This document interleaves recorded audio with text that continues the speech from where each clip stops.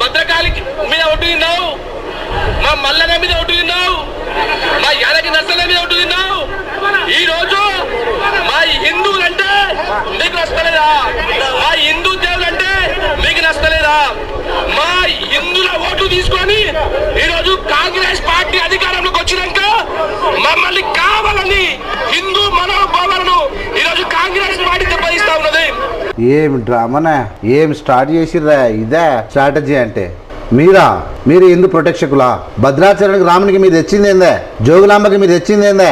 భాగ్యలక్ష్మి గుడికి మీరు తెచ్చింది ఏందే? తెలంగాణ రాష్ట్రంలో మీ బీజేపీ ఒరగబెట్టింది ఏందే? మీరు మాట్లాడతారా? రేవంత్ రెడ్డి కన్నా హిందూ ఎవడా బీజేపీలా? మీరు పూజలు చేస్తారా? మీరు దేవుళ్ళని కాపాడతారా? మీరు ప్రజలను కాపాడతారా? ఏ గుడిని కాపాడిరు? ఏ హిందువులను కాపాడిరు? రేవంత్ రెడ్డి ఏం మాట్లాడిండు? మీరేం చేస్తా ఉన్నారు? ఇదా మీ నీతి?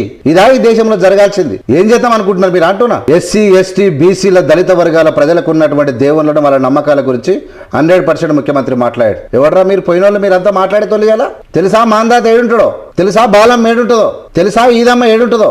మీరు సమయం దొరికిందని మీరు దేవుళ్ళ గురించి మాట్లాడతారు. ఎవరికాయ భక్తి ఉన్నది ఇలా? మా శ్రీరామునికి తలంబ్రాలు అందినాయా? మా దక్షిణ భారతదేశమైన మా పూజ, మా వెలవేల్పైనటువంటి శ్రీరామునికి మీరు ఒరగబెట్టింది ఏంది?